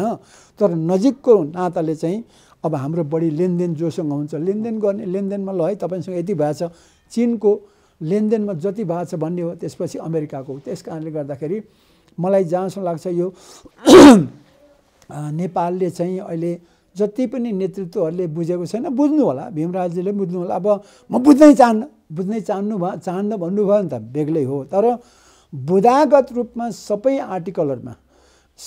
आर्टिकल भनेको सबै त्यहाँ छ नि के भन्छ त्यो परिच्छेद हैन अनुच्छेद परिच्छेददेखि लिएर सबै कुरा हेर्दाखेरि सबभन्दा महत्त्वपूर्ण नेपाली जनताले बुझ्नुपर्ने नेपाल सरकारले नेपाललाई अहित हुने काम कतै पनि हुँदैछ भन्ने थाहा पाउने बित्तिकै 30 दिनको सूचना दिएर यसलाई बन्द गर्न सक्छ हैन। दोस्रो नेपाल सरकारको संविधान जहिले पनि माथि छ यो कानुनभन्दा माथि यो चाहिँ के भन्छ संसदमा लानुपर्ने कारण दुईटा छ एउटा चाहिँ स्थानीय तहमा यो काम गर्दाखेरि अवरोधहरू आउँछ वनको सडकको ऐन अथवा कुनै पनि ऐनले कृषिको ऐन कसैले पनि यसलाई के अरे हानि नपुर्याओस् अथवा के अरे अवरोध नगरोस् र काम ढिलो नबनाओस् ठ्याक्क टाइममै काम सक्नुपर्छ त्यसलाई त्यो सानो तिनो भनेको त्यो स्थानीय तहमा लागू हुने कानुन चाहिँ भन्दा यो माथि होस् त्यति भित्रको मात्रै काम गर्ने एरियाको भित्र मात्रै संविधान माथि होइन त्यसको लागि चाहिँ सदनको र्याटिफिकेसन भन्नु अनुमोदन चाहिएको अर्को चाहिँ यो भिएना कन्भेन्सन अन्तर्राष्ट्रिय के अरे सम्झौताकै अन्तर्गत एमसिसी पनि सम्झौता पर्ने भएको हुनाले यसलाई चाहिँ त्यहाँ लगेर गर्दाखेरि चाहिँ बढी प्रभावकारी बलियो हुने के कानुनले जताभावी रोक्न नपाउने भन्ने कुराहरू हो र संविधानभन्दा मुनि हो। अर्को कुरा चाहिँ लेखा परीक्षणै गर्न नपाउने किन नपाउने लेखा परीक्षण भनेको अमेरिकाको पैसा अमेरिकनले लेखा परीक्षण गर्छ नेपाली पैसा नेपाली लेखा परीक्षण गरि नै राखेको छ नि अहिले त 4 वर्ष त भइसक्यो हैन र यदि अमेरिकाको पनि के भएको छ भने नेपालले चाह्यो भने गर्नु सक्छ अमेरिकाले पनि नेपालको कति भएपछि गर्न सक्छ। यो त इन्डिपेन्डेन्ट भन्छ नि एउटा स्वतन्त्र के अरे लेखा परीक्षकले पनि गर्छ हैन र सरकारको लेखा परीक्षक महालेखा परीक्षकले पनि गर्न सक्छ त्यसले गर्दा त्यो त प्रावधानमा त कुनै पनि त्यस्तो छैन खालि त्यसलाई शङ्काको भरमा र त्यो पहिलाको जुन नसच्याएको अब प्रश्न उत्तर त सबै भइरहेको छ नि त अनि त्यसलाई क्लियर कट रूपमा भनेको हुनाले र यो जुन सदनमा लगेर पास गर्दा मात्रै यो स्थानीय कानुनहरू चाहिँ के भन्छ अवरोध गर्दैन भनेर चाहिँ नेपालको कानुन मन्त्रालयले नै यो चाहिँ सदनमा लानुपर्छ संसदमा लानुपर्छ त्यसले मात्रै बलियो हुन्छ भनेर सुझाव दिएकै छ। यति सहिलो कुराहरू हामीले बुझेको छैनौँ तैपनि बुझेर नेपाली जनताले बरु 5-6 महिना ढिलो होस् केही छैन सबैले बुझ्नु जरुरी छ बुझेर यसलाई ल्याउनै पर्ने जरुरी छैन। म त स्वाभिमानी मान्छे नेपाल त दिने हुनुपर्छ दिने राष्ट्र हो अहिले हामीले मागेर बाँच्नुपर्छ यो नहोस् तर पनि म अर्को पनि के भन्न चाहन्छु भने संसारभरि आजसम्म सबै लेनदेनै हो भएकोबाट लिने हो अहिले अमेरिकासँग छ लिने हो पहिला एसियाले चाहिँ दिन्थ्यो युरोपलाई दियो एसियाले दियो युरोपलाई युरोपले अमेरिकालाई दियो अमेरिकाले अब हामीलाई दिन्छ हैन सम्पूर्ण कुरा त करिब दोस्रो विश्वयुद्धपछि त सबै कुरा अमेरिकाले दिइरहेछ टेक्नोलोजी दिएको छ पैसा दिए जापान बनेको अमेरिकाले हो कोरिया बनेको सिङ्गापुर बनेको सबै अमेरिकाले त हो नि चीनै अहिले अमेरिकाले बन्दैछ हैन किनभने उसैको इकोनोमीले त बढ्दैछ तर त्यो सबै एसियाबाट गएको एसियाबाट युरोप गयो युरोपबाट अमेरिका गयो अब युरोपियनहरू खान नपाएर त अमेरिका गएको हो नि त हैन कुनै बेलामा त्यो कारणले गर्दाखेरि यो संसारमा त घुमिरहन्छ नेपाल अहिले माग्ने भएको छ कुनै दिन दिनै हुन्छ यो त सबै तत्त्व चक्र न हो त्यो वस्तु चक्र हो। अब हामी पानी र बिजुली पानी र बिरुवाको धनी देश हो हामी त दिनै हुनुपर्ने तर हामी पानी नभएको देशमा बिरुवा नभएको देशमा चाहिँ के भन्छ बनी गरेर खान्छौँ त्यो त राम्रो कुरा त होइन तर पनि यसबाट त सिकिन्छ जहाँ समस्या आउँछ त्यहीँ त अवसर हुन्छ। म त यति धेरै खुसी छु कि तर एमसिसी आयो भने हामीलाई चाहिँ सबभन्दा सहिलो हुने चाहिँ यो विकासको नेपालको अहिले पनि सबै नेपाली जनताले सुन्नु होला यही सालको बजेटमा पनि हाम्रो तलब भत्ता खुवाउने र चाहिँ देशको सामान्य अवस्था घर चलाउनुको लागि 10 खरब लाग्दैछ तर घरको आम्दानी भने 8 खरब मात्रै छ करिब करिब 2 खरब पैसा त अझै जान छोराछोरी पाल्नलाई मात्रै चाहिन्छ होइन। विकासको कुरा त छोडिदेऊ न होइन, विकासको कुरा त छोडिदेऊ, ऋण लिएर चाहिँ घर चलाउँदैछ। विकास गर्नलाई अर्को 6 खरब जति खर्च ऋण लिएर चाहिँ गर्दैछौँ। ऋणको मात्रा हाम्रो 18 खरब पुगिसक्यो। वर्षको 20% भन्दा बढी चाहिँ जति आम्दानी छ, जस्तो 10 खरब आउने सालमा भयो भने त 2 खरब त ऋणै तिर्नुपर्छ, ऋणको ब्याजै तिर्नुपर्छ। अनि ऋणी भइसकेपछि कसरी विकास हुन्छ? त्यस कारणले यो जति 50-55 अहिले करिब करिब 57-58 अरब पैसा त सिधै आएको छ नि बाबा, ऋण तिर्नु पर्दैन। अनि बिआरआईको कुरा हुन्छ, बिआरआई आउनुपर्छ भने हिजो कता कता टिकटकमा देखेर चाहिँ बिआरआई आयो भने त एकदम त्यहाँ सहुलियत ऋण पाइन्छ, अनुदान पनि हुनसक्छ, त्यो एमसिसी त सेना ल्याउँछ यहाँ ल्याउँछ भनेर त्यो गलत सूचना दिँदै थियो कि, त गलत हो। एमसिसी भनेको अमेरिकाले संसारभरिको देशहरूलाई अब यो गरिबीबाट माथि उठ्नुपर्छ भनेर चाहिँ उनकै देशको, र म एउटा के भन्न चाहन्छु, अमेरिका यस्तो नाङ्गो देश हो, त्यो त नाङ्गो देश, त्यहाँ कोही पनि अमेरिकन मिल्दैन। राजनीति गर्नेहरू हामी के बाँच्छौँ र, उनीहरू पछ त मारामारी। अहिले त्यो ट्रम्पको मान्छेहरूले आएर त्यहाँको राजधानीको क्यापिटल हिल नै होइन, राष्ट्रपति भवन नै आक्रमण गर्नु खोजेको छ, संसद त कतिपटक आक्रमण गर्यो होइन। र अर्को कुरो चाहिँ त्यहाँको जनताहरूको यस्तो छ कि त्यो त उनीहरूले आफूले पसिना बगाएको कर तिरेको पैसा, एक पैसाको हिसाब खोज्छ, 10 रुपियाँको पनि 1 रुपियाँको हिसाब खोज्छ। हामी जस्तो कसले गऱ्यो खायो भनेर एउटालाई चाहिँ सरकारलाई दोष लगायो, एउटा जातलाई दोष लगायो, त्यसरी गर्छौँ। त्यो त्यहाँ अमेरिकामा चल्दैन। प्रत्येकजनालाई चाहिँ त्यो हुन्छ, चेतना हुन्छ, एउटा न एउटाले त मुद्दा लगाइहाल्छ। र त्यस कारणले अमेरिकामा हामी जस्तो यो अड्कलबाजी गरेर यो हुँदैन हुन्छ भनेर होइन, त्यहाँ त पुरै जे लेखेको छ त्यो हो कि होइन भनेर। अमेरिका त नाङ्गो देश हो, लुकाउने ठाउँै छैन। डेमोक्रेसी भनेकै ट्रान्सपरेन्ट हो, ट्रान्सपरेन्सी हो होइन। त्यसले गर्दाखेरि मैले देख्दा यो अमेरिकाको ट्याक्स पेयर भनेको करदाताले दिएको पैसा हो। 50-500 मिलियन डलर भनेको 50 अरब, त्यो भनेको के भन्छ ठुलो कुरा हो। 50 करोड भनेको ठुलो कुरा हो होइन। यसलाई यति बजेट आजसम्म नेपालमा आएकै थिएन, भोलि पनि त्यति सहिलो आउनेवाला छैन। किनभने हामीसँग के अरे अब छैन, आम्दानी छैन। अब अन्तर्राष्ट्रिय जगतले यही एमसिसीको कारण र अरू पनि युरोपियन युनियनले पनि, जापानले पनि उनीहरूले अब ऋण के अरे नदिने, अनुदान नदिने भनेर अनुदानको सङ्ख्या घट्दै गएर अब ऋण दिने, अनुदान नदिने भन्दैछ। भोलि ऋणै लिनु पऱ्यो भने त फेरि ऋण थपिन्छ, तिर्नुपर्छ। त्यस कारणले पनि म भन्छु यसलाई लिँदाखेरि, यो एमसिसी भन्ने प्रोजेक्ट लिँदाखेरि नेपाललाई राम्रो हुन्छ। कम्तीमा पनि अहिले 3000 मेगावाट बिजुली निस्किँदैछ, 4-5 वर्षमा 5000 निस्किला। त्यो 3000 जति चाहिँ अथवा 2000 मेगावाट चाहिँ भारतलाई बेच्नु पाए, किनिदियो भनेदेखि केही आम्दानीको स्रोत हुन्छ। अर्को चाहिँ यो बाटो एउटा नमुना, हाम्रो बाटो चारने छ, सरकारले बनाएको बाटो वर्ष दिन पनि टिक्दैन। कम्तीमा पनि यो पूर्व पश्चिम महेन्द्र राजमार्ग भयो, अरू बिपी राजमार्गदेखि थुप्रै राजमार्गहरू बनाइदिएछ सबै विदेशीले होइन। पहिला अब अमेरिकाबाटै सुरु भएको यो राजमार्गहरू चाहिँ कति खप्यो, 20 वर्ष खप्दैछ, 30 वर्ष खप्दैछ। अब यो बन्यो भने त यो त अझै नयाँ नमुना भने, त्यो पनि पहाडी इलाकामा एउटा नमुनाको रूपमा बनाउने भन्दैछ। त्यसो गर्दाखेरि कति भौतिक वस्तुहरू, कृषि उत्पादन कति धेरै चाहिँ ओसार पसार गरेर हाम्रो चाहिँ कम्तीमा पनि पैसा कमाउन सकिन्छ। यो पूर्वाधारको चाहिँ विकास हुन्छ। र मलाई अब हुन त अब नो एमसिसी भन्नुहुन्छ तपाईँहरूले, त्यो आफ्नो विचार हो। मैले देखेको र मलाई विश्वास गर्नुहुन्छ भने त मैले बारम्बार भनेको छु, मलाई झुन्ड्याइदिनुहोस्। र यो एमसिसीमा सेना आयो, यसले गडबडी गर्यो भने म यो देशमा बस्दिनँ, यति ग्यारेन्टी। र मलाई झुन्ड्याए हुन्छ, जेल जीवन हालेर कोर्रा हाले हुन्छ। यसले कुनै गल्ती गर्नेवाला छैन। यस्तो प्रोजेक्ट त मैले देश संसारभरि थुप्रै ठाउँमा काम गरेको हुनाले यस्तो। अनि अर्को टेम्प्लेट भन्छ नि, एउटा फर्मेट भन्छ नि, फारम भर्नुभयो भन्छ नि, यो त अन्तर्राष्ट्रिय जगतको जम्मै खालको एग्रिमेन्टहरू हुन्छ नि, सम्झौताहरूको फारम, चाहे त्यो जापानको होस्, चाहे अमेरिकाको होस्, चाहे युएनको होस्, जम्मैको चाहिँ एउटै टेम्प्लेट भन्छ के।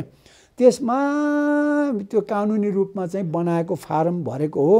अब त्यसमा बुँदाहरू चाहिँ कोही तलमाथि थोरै हुन्छ, तर त्यही नै हो सबै शर्तहरू होइन। तर मैले भने यो नेपालको कानुनभन्दा माथि छैन, स्थानीय ऐनहरूभन्दा माथि भन्दा उसले डिस्टर्ब गर्नु पाउँदैन है। त्यो तल रातमाटेमा चाहिँ बिजुली बनाउँदै गर्दाखेरि त्यहाँ वनले डिस्टर्ब गर्नु पाउँदैन मात्रै भनेको छ। त्यहाँ बिजुलीको कानुन लाग्दैन है, यसको कानुन लाग्छ, यसलाई डिस्टर्ब गर्नु पाउँदैन त्यो कानुनले। तर त्यहाँनिर कुनै नागरिकलाई भनौँ न अब देशको चाहिँ अस्मिताको कुरा आएर सेनाले चाहिँ त्यहाँ मान्छे मार्न थाल्यो होइन, गडबड गर्न थाल्यो भने त्यहाँ चाहिँ अनि नेपालले चाहिँ 30 दिनभित्र नोटिस दिएर हामीले चाहिँदैन भनेर चाहिँ नेपालले त्यसलाई खारेज गर्नु सक्छ। ठिक छ डाक्टर साहब, तपाईँले यो राख्नुभयो एमसिसीको सन्दर्भलाई यहाँ छोडेर। यही सन्दर्भमा अहिले राजनीतिक रूपमा यसलाई राजनीतिकरण गरियो, कतै स्वार्थहरू टक्राए, विभिन्न खालका अभिव्यक्तिहरू आए, कतिभित्र सच्चाइ पनि होला, कति सही तर्क पनि उठेका होलान्। तपाईँले पनि एउटा आफ्नो दृष्टिकोण र आफ्नो बुझाइ राख्नुभयो, यो आफ्नो पाटो छँदैछ। तर यही कुरा सँगसँगै यस्ता थुप्रै खालका जस्तो भ्रष्टाचारका कुरा, एमसिसीका कुरा, अन्य व्यतिथिका कुरा, सबै कुरा जोडेर यो व्यवस्थामाथि प्रहार गर्ने शक्ति पनि सडकमा कराइराखेको, बोलिराखेको देखिन्छ। र यो व्यवस्था चाहिँ अब प्रश्न नै हो, यो व्यवस्था नै अब प्रश्न हो भनेर काहीँ न काहीँ त्यो व्यवस्था नै प्रश्न हो भन्ने बुझाइमा चाहिँ विप्लव वैद्य लगायतका वामपन्थी शक्तिहरू र स्वयं प्रचण्डजी पनि पुग्नु भएको हो कि भन्ने खालको एउटा स्थिति पनि देखिन्छ। प्रचण्डजी अब समाजवादी क्रान्तिको नेतृत्व गर्छु म, वाइसिएल चाहिँ विगतमा हिजोको जनसेना जस्तो हुनु पर्यो, ठोक्न थाल्नु पर्यो, प्रहार गर्न थाल्नु पर्यो, यस्ता चाहिँ गलत तत्त्वलाई भगाउने कुरामा चाहिँ निर्णय लिन सक्ने किसिमको हुनु पर्यो, म बिग्रेर यो स्थिति भएको म सप्रिन्छु, यस्तो भन्दै हुनुहुन्छ प्रचण्ड। यो कता जाने हो? यो व्यवस्था, यो अहिलेको प्रणालीमाथि नै प्रश्न उठाएर अर्को प्रणाली खोज्नुपर्ने परिस्थिति तयार भएको हो कि होइन? नेपाली राजनीतिको एउटा त्यो स्थिति हो कि होइन? दोस्रो कुरा, हाम्रा नेताहरू र यी सडकका आन्दोलनहरू के भनिरहेका छन् तपाईँको दृष्टिमा बताउनु। अब एकदम राम्रो प्रश्न। यो त स्वाभाविक हो, मान्छेको स्वभाव न हो। अमेरिकामा त अब डोनाल्ड ट्रम्प जस्तो मान्छेले चाहिँ निरङ्कुश शासन सुरु हुनुपर्छ भन्ने गर्छन् भने नेपाल हो भर्खर चाहिँ लोकतन्त्रको स्थापना भर्खर त भएको छ। तर म यति चाहिँ के भन्छु भने अहिलेको यो सङ्घीय लोकतान्त्रिक गणतन्त्र होइन, जहाँ समावेशिता र धर्मनिरपेक्षता समेत समावेशी छ, यो जतिको राम्रो व्यवस्था नेपाली जन एक असम्भव छ। किनभने म तपाईँलाई भन्छु लोकतन्त्रको विकल्प लोकतन्त्र हो। लोकतन्त्रले गल्ती गरिरहन्छ। लोकतन्त्रले गल्ती गर्नु भनेको त मान्छेले भोटरले गल्ती गर्ने हो। भोटरले गल्ती गरेको कुरा चाहिँ भोटरले नै सच्याउँछ। लोकतन्त्रको गल्तीहरू लोकतन्त्रले सकाउँछ, भोटरले सच्याउँछ। राजाको गल्तीलाई चाहिँ बन्दुकले मात्रै सच्याउँछ होइन। 17,000 परेको थियो, अब 17 लाख मान्छे मार्नुपर्छ। र अहिले जुन नेपालमा परिस्थिति तपाईँले भन्नुभयो सडकमा यो बेला बेलामा आउने त भइहाल्यो। किनभने 20 वर्षभन्दा बढी निरङ्कुश शासनमा जन्मँदै राजा भएर शासन गरिरहेको, तर खाएको त्यहाँ त तह छ होइन, 5वटा किसिमको तह छ। त्यो तहको मान्छेहरूको चाहिँ त अब त्यो गणतन्त्र आएपछि त सकियो होइन, समान भयो नि। उनीहरू त माथि थिए, त्यो समान तल भुइँमा झरेपछि कति ठुलो चोट पर्यो होला भन्नुहोस् न। म त किनभने राजासँग काम गरेको मान्छे, नजिक भएर त्यो राजाको तरखानीहरूसँग म पनि झन्झनै नजिक थिएँ। त्यहाँ यति धेरै तरखानीहरू देखाएको छु। म त गाउँको मान्छे, म त होइन एउटा के भन्छ कुना गाउँको मान्छे, मलाई त केही पनि थिएन। तर राजासँगको सङ्गत गर्न पुग्दाखेरि त्यो थाहा भयो कि मान्छे कति धेरै माथि छन् भनेर र कति धेरै जनता तल छन् भनेर। अब त्यो चाहिँ बाबुराम भट्टराई, प्रचण्ड अथवा जे होस् कम्युनिस्टको पार्टीहरूले गर्दा र काङ्ग्रेसको सहयोगले गर्दाखेरि राजा चाहिँ हटाए, किन समयले हटाएको थियो, उनीहरू निमित्त भयो। त्यो लोकतन्त्र आयो। अब लोकतन्त्रको विकल्प त छँदै छैन, तर लोकतन्त्रको थुप्रै किसिमको अभ्यासहरू भएको छ। प्रचण्डहरूले भन्न खोजेको संसदीय होइन, सुन्नुहोस् अब त्यस कारणले राजतन्त्र फिर्काउनु पर्छ भन्ने हिजोको तरेहरूको परिवारहरू अहिले नाति नातिनीसम्म पुगेका छन्।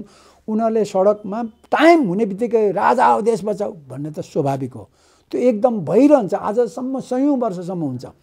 दोस्रो चाहिँ कम्युनिस्टहरू राजा पछिको सबभन्दा प्रचण्डले चाहेको त यहाँ त पुरै के भन्छ जनवाद थियो नि त होइन, अथवा के अरे त्यसलाई के भन्छ साम्यवाद थियो। त्यो त भएन। बाबुरामले सबै बुझ्यो साम्यवाद होइन, अब त यसरी जानुपर्छ, के भन्छ जानु त समाजवादमा समानतामा जाने हो, तर पनि पुँजीवादको विकास नगरिकन जान सकिँदैन भने गर्यो।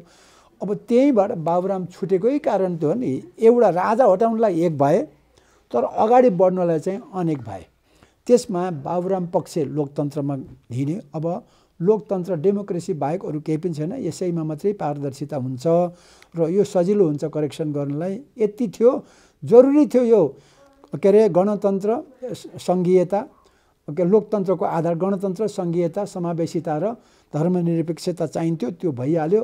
अब यसपछि चाहिँ हामी प्रतिस्पर्धाबाट जानुपर्छ भन्ने कुरा आयो र प्रत्यक्ष निर्वाचित प्रणाली, निर्वाचन प्रणाली मात्रै थोरै फेरिदियो भने पनि हुन्छ भन्ने भयो।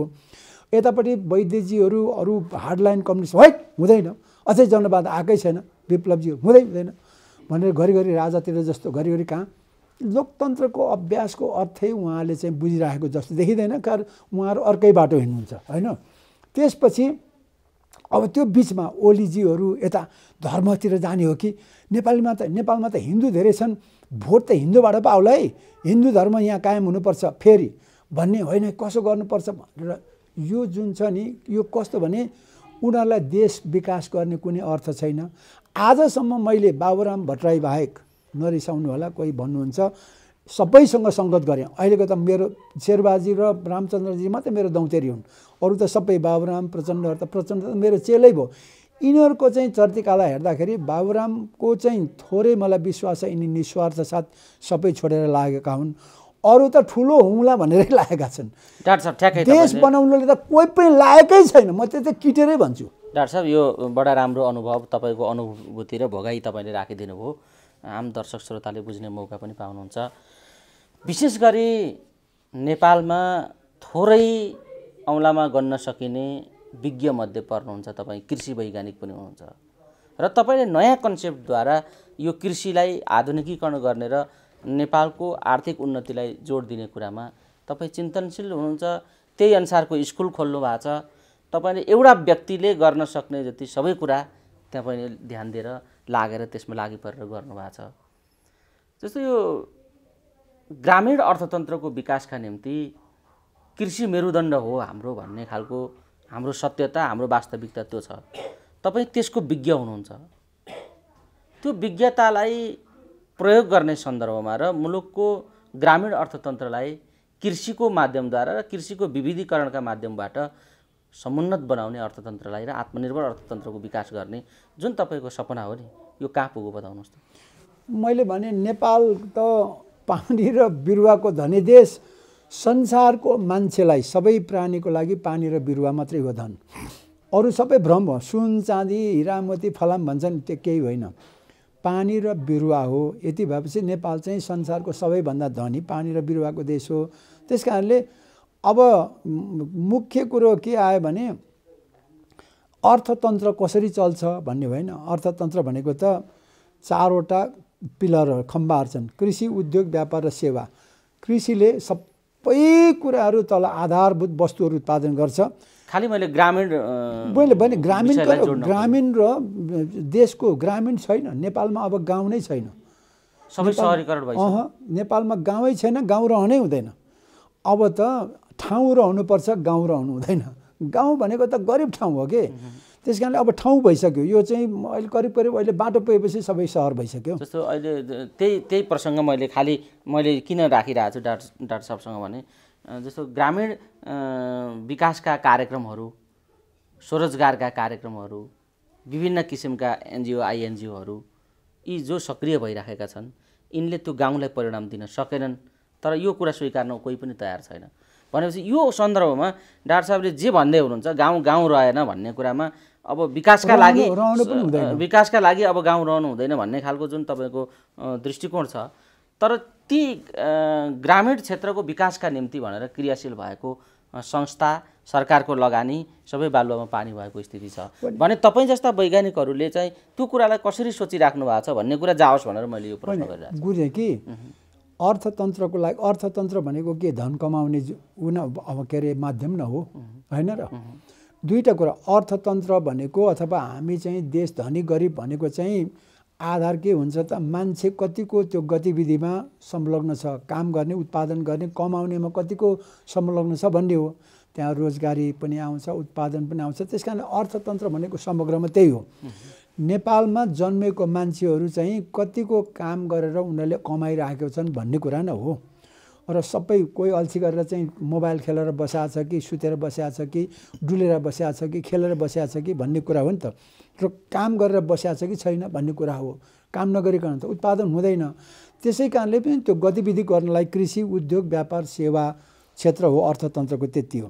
र अहिले भनेको नेपालमा यो किताब घोकाउने हैन, धर्मग्रन्थ पढाउने, यो दुईटाको कारणले गर्दाखेरि मान्छेहरू काम गर्न छोडे। म कृषिमा काम गर्ने हली गोठाला मान्छे, कृषिको विज्ञ त भन्छ, तर म जे होस् कृषि खेतीपाती गरेर म चाहिँ उत्पादनशील काम गर्ने मान्छेले मैले हलो जोत्ने नपाएर, मान्छे नपाएपछि मैले स्कुल खोलेको।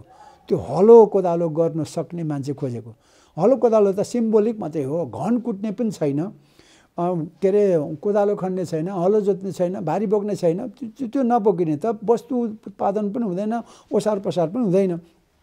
त्यस कारणले मैले अबको स्कुल भनेको किताब घोकाउन छोड्ने, धर्मग्रन्थ पढाउन नछोड्ने, विज्ञान, खेतबारी, खोला खोल्सी, वन जङ्गलमा विज्ञान सिकाउने, अनि उत्पादन गर्ने, के कृषि वस्तु उत्पादन गर्ने हरेक खालको। त्यो कृषि वस्तु उत्पादन गरेपछि उद्योग स्वतः खोल्छ, त्यसपछि व्यापार स्वतः हुन्छ, त्यसपछि धन स्वतः कमिन्छ, सेवा त त्यहाँ आइहाल्छ भनेर अहिले चाहिँ मैले शिक्षामा जोड दिएको कारण चाहिँ सबै कुरा छोडेर म पटक पटक मन्त्री हुन सक्थेँ होला, अझै पनि सक्छु होला, तर त्योभन्दा मन्त्रीले गर्ने कामभन्दा यो काम ठुलो हो भनेर मैले चाहिँ शिक्षामा मेरो सम्पूर्ण लगानी गरेपछि शिक्षामा जनशक्ति जब काम गर्न नलजाउने, काम गर्नु क्षमतावान भनौँ न, जे पनि कृषि हलो जोत्नु पनि तयार, कोदालो खन्नु पनि तयार, भारी बोक्नु पनि तयार, भाँडा माझ्नु पनि तयार, होइन, चामल बनाउने मिल चलाउनु पनि तयार, होटेल चलाउनु तयार, भात पकाउनु तयार भइसकेपछि त कम्प्युटर चलाउनु पनि तयार, गाडी चलाउनु तयार, हवाईजहाज चलाउनु तयार भइसकेपछि त देशमा त चाहिएन, विदेश जानै परेन। किनभने जति पनि वस्तु उत्पादन गर्ने ठाउँ 10 करोड जनतालाई समेत खुवाउने सक्ने क्षमता भएको हाम्रो माटो छ, धरती छ, होइन, हावा र पानी यति राम्रो छ, त्यसै साथमा बिरुवा छ भनेपछि नेपाल चाहिँ डेकोरेटिभ अर्ग्यानिक एग्रो टुरिज्मबाट नेपालको अर्थतन्त्र हामी सबै अरबपति हुन्छौँ भन्ने मेरो चाहिँ के अरे मुख्य चाहिँ विश्वास हो। विश्वास र दृष्टिकोण त्यो अनुरूप लाग्नु भएको छ। यसमा तपाईँ निराश हुनु भएको छैन? कसरी यो परिस्थितिले निराश? म त त्यहाँ अहिले पनि तपाईँहरू यहाँ आउँदाखेरि म तल थिएँ, यो सबै कसरी हुन्छ, छिटोभन्दा छिटो विद्यार्थीहरूलाई 75 जिल्लामा 77 जिल्लामा अब के अरे यो शिक्षा लागू गरेर 35,000 स्कुललाई 10,000 आवासीय स्कुल बनाएर नेपालमा 40 लाख त कम्तीमा पनि विद्यार्थीहरू नै आर्थिक रूपमा चाहिँ एकदम उत्पादन गरेर 3 करोडलाई खुवाउन सक्ने क्षमतावान त्यही विद्यार्थीद्वारा विकास भनेर लागेको छ। म त यति डाक्टर साहब यो ऊर्जा जुन ढङ्गले गहिरो ढङ्गले तपाईँ कृषिको रूपान्तरणका निम्ति काम गर्दै हुनुहुन्छ र यसमा अध्ययन गरिराख्नु भएको छ, एउटा शैक्षिक जागरणको काम गरिराख्नु भएको छ, यति नै ठुलो अभ्यास तपाईले मानिसहरूको यौन जीवनको पाटोमा पनि तपाईले आफ्ना दृष्टिकोणहरू राखिराख्नु भएको छ। यो कृषि र यौनको के सम्बन्ध छ? बाफ्रे, कृषि तपाईँ यो जति कृषिको कुरा गरिराख्नु भएको छ त्यति नै सशक्त ढङ्गले यौनको कुरा पनि उठाइराख्नु भएको छ। कृषि त पछि हो, बताइदिनु न यो कृषि र यौनको सम्बन्ध। सुन्नुहोस् है, यौन सबभन्दा अगाडि, यौन अगाडि, त्यसपछि कृषि, त्यसपछि मात्रै अर्थतन्त्र आउँछ। अर्थतन्त्रको कुरा गर्नुभयो त्यो त पछिको कुरा, कृषिको कुरा गर्नुपर्ने अर्थतन्त्रभन्दा अगाडि कुरा, कृषिभन्दा अगाडि यौनको कुरा। यौन भनेकै हाम्रो दुईटा कुरा, सृष्टि हो, म यो जु छु, तपाईँ हुनुहुन्छ, यो त तपाईँहरू सबै हामी मान्छे छौँ र प्राणी पनि। यौन बिना त हाम्रो उत्पत्ति सम्भवै छैन। त्यस कारणले यौनको अर्थ बुझ्नुपर्छ। मेरो उत्पत्ति कहाँबाट भएछ, कसरी हुँदो रहेछ भन्ने मलाई थाहा हुनुपर्छ। थाहा छैन, आफै जान्दछ भन्ने मान्छेहरू छन् यहाँ, मलाई हाँस उठ्छ। आफै जान्ने त खानु पनि जान्दछ नि, बोल्नु पनि जानिहाल्छ, केही पनि गर्नु पर्दैन, सिकाउनु पर्दैन। थुप्रो त्यस्तो उदाहरण छ र हो पनि। त्यस कारणले यौन एउटा सृष्टि हो, मुहान हो हाम्रो। अर्को कुरा आनन्दको पराकाष्ठ हो, होइन, आनन्द त्यो जतिको स्खलन हो त्यो। मैले भने नि, भात तिउन खानु होइन, पानी पिउनु र हग्नु मुत्नु र त्यसपछि त्यो बाक्लो मुत्नु हो। वास्तवमा बाक्लो मुताइ नै हो त्यो चाहिँ यौन भनेको। पानी जस्तो भात खाँदाखेरि त्यति धेरै आनन्द आउँदैन, तर हग्दाखेरि कति आनन्द आउँछ। पानी पिउँदाखेरि त्यति आनन्द आउँदैन, तर मुत्दाखेरि कति त्यहाँ मुत्नु पाएन भने के हुन्छ, छटपटी हुन्छ नि। मुत्न पाएपछि के आनन्द हुन्छ। त्यस्तै सेक्स पनि त्यो बाक्लो मुताइ हो। त्यो कति बेला सबै बेला आउँदैन। 10-11 वर्ष जब प्युबर्टी भन्छ, यौन चाहिँ नि चाहना उसको चाहिँ क्षमता भएपछि त्यो हर्मोनहरूले विकास गर्ने, त्यो त अनिवार्य छ। त्यो त पुरानो, नत्र भने अन्डा पुरानो खसेन भने बच्चै हुँदैन, वीर्य पनि पुरानो खसेन भने बच्चै हुँदैन। सबैभन्दा ठुलो कुरा प्राकृतिक सबभन्दा ठुलो कुरै त्यही हो। त्यस कारणले यौन जान्नै पर्छ। यौन कृषि जान्नुभन्दा अगाडि यौन जान्नै पर्छ भनेको मैले त्यही हो। तर अब त्यसो भन्दा हाइ बाटो हुन्छस् भनेर विशेष गरेर मेरो नाति उमेरको के अरे कहिलेकाहीँ हेर्छु कमेन्ट गर्दाखेरि त साले फटालाई यसो उसो भनेर भन्छ। हिजो एउटाले भन्दै थियो, मैले क्षमा पाऊँ, मलाई चिनेन छु, यताउति मैले गाली गरेँ, यस्तो धेरै गाली गरेर लेखेको छ कि। अनि त्यो कत्रो भन्छ, जम्मा 17 वर्षको केटोले त्यसै के उसलाई के बुझिरहेको, उसले चाहिँ उल्टो बुझेछ। त्यस्तै धेरैजना हुनुहुन्छ। मैले भने बाबा म त यत्रो वर्ष अभ्यास गरेर संसारको समस्या मान्छे मात्रै हो, मान्छेमा यौन मात्रै हो। यौन ठिक भयो भनेदेखि कोही पनि बेठिक हुँदैन। आमालाई सिकाउनुपर्छ यौन, आमालाई थाहा पाउनुपर्छ र आमाले छोराछोरी जन्माउने भने उनलाई शिक्षा हुनु पर्यो, असल मान्छे कस्तो हुनुपर्छ भनेर। त्यही भनेर त्यो चाहिँ यौन शिक्षा, आमा शिक्षा अनि अरू शिक्षाको कुरा आउँछ। र यौन अर्को कुरा, यौन हाम्रो मुहान हो, सृजनाको हाम्रो चाहिँ सृष्टिको मुहान हो। 1 नम्बर, अति नम्बर 1 मान्छेको जीवनमा 1 नम्बर कुरै त्यो हो। अर्को कुरा आनन्दको पराकाष्ठ हो। आनन्द त्यहाँभन्दा माथि छँदै छैन। तेस्रो कुरा स्वास्थ्य, रक्त सञ्चार। यति गजबको हुन्छ यौन गर्दाखेरि रक्त सञ्चार, त्यो त बुझ्नु पर्यो होइन। ब्लड सर्कुलेसन यत्रो लिङ्ग होइन, के अरे एउटा थैली यत्रो हुन्छ। किनभने त्यो त सबै शरीरको तलदेखि माथि त बारम्बार भन्दै आएको छु मैले। ब्लड सर्कुलेसन हो, हेल्थ हो। म अहिले पनि 73 वर्षमा यति हेल्दी छु, मलाई केही पनि रोग छैन। किन भन्दाखेरि मेरो यौनको हो होइन। म अझै पनि यौन चाहना हुन्छ, गर्नु सक्छु, गर्दाखेरि आहा म त हेल्दी छु।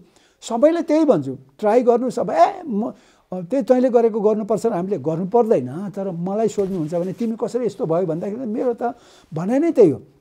त्यस कारणले शिक्षा हुनुपर्छ, सबै जान्नुपर्छ। तर पहिला यौन जान्नुपर्छ, त्यसपछि कृषि जान्नुपर्छ, अनि मात्रै अर्थतन्त्र जानेर अरू बाँकी कुरा हुन्छ। अनि मात्रै एमसिसी फेमसिसी यो कुराहरू आउँछ होइन। राजनीतिक कुरा आउँछ, मन्त्री हुन्छ, प्रधानमन्त्री कुरा। महत्त्वपूर्ण कुरा त बालकदेखि नै जान्नुपर्ने यो हो। र सबैलाई मेरो कुरा चाहिँ मैले यसरी राखेको। डाक्टर साहब त्यो राख्नुभयो, तर यसको यतापट्टि रिसर्च गर्ने सन्दर्भमा तपाईँले जे अभिव्यक्तिहरू दिनुभएको छ नि, त्यसलाई बढी मान्छेले आलोचना गरेको देखिन्छ। जस्तो अब यसको अध्ययन रिसर्चको सिलसिलामा मैले चाहिँ यति सङ्ख्यामा म सहभागी भएँ, यौनका मामलामा म यति सङ्ख्यामा सहभागी छु भनेर हजारौँसँगको सम्पर्कका सन्दर्भहरू पनि तपाईँले उठाइदिनुहुन्छ। मान्छेलाई समाजमा त्यो कुरा बुझ्न सहज होस् भन्ने हिसाबले तपाईँले यो विषय उठाइदिनु भएको, प्रोपोगन्डा गरिदिनु भएको हो कि साँच्चै तपाईँ त्यसरी सहभागी हुनुभएको बताइदिनुहोस् त। होइन, त्यसरी भएन। मेरो त ढाँट्ने बानी नै छैन। म त यस्तो होइन, कतिपय कुरा शिक्षा दिनका लागि पनि आफूले कतिपय सन्दर्भहरूलाई जोड्नु पर्ने पनि हुन्छ नि कहिलेकाहीँ। रमाइलो होस् मैले यसो गरेँ भने गफाडी, त्यो त गफ हो कि। म शब्दजाली होइन, मलाई गफ आउँदैन। म त गरेर मात्रै भन्ने हो। हरेक कुरा आजसम्म जे भनेको छु मैले गरेर मात्रै भनेको छु।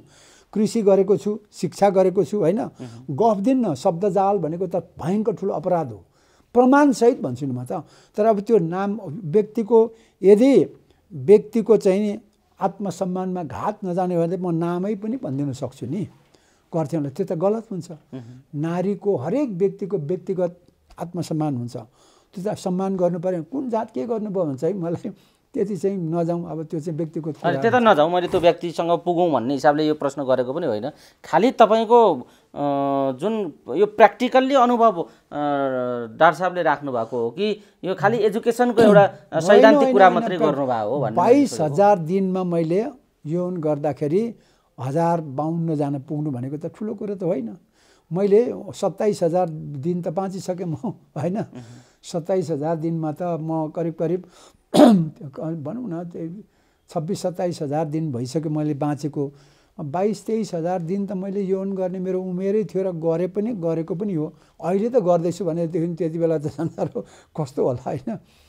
दिनमा 3-4 जनासँग गर्लफ्रेन्डसँग पनि भेट्यो भने त्यो त संयोग हो, मैले खोजेर हिँडेको पनि होइन, त्यो त्यसै भयो कि। फेरि एक ठाउँमा पनि हुनु, म एउटा कहाँ रतन छ त्यो खोटाङको कुना गाउँमा जन्मेको मान्छे, अहिले राम्रोसँग बाटो पुगेको छैन, बिजुली पुगेको छैन, त्यहाँको मान्छे 72 देश घुमे होला, घुमे कसरी 75 जिल्ला त के अरे अब 77 जिल्ला अब 2 पटक हिँडिसकेँ, पैदल हिँडेको एकपटक।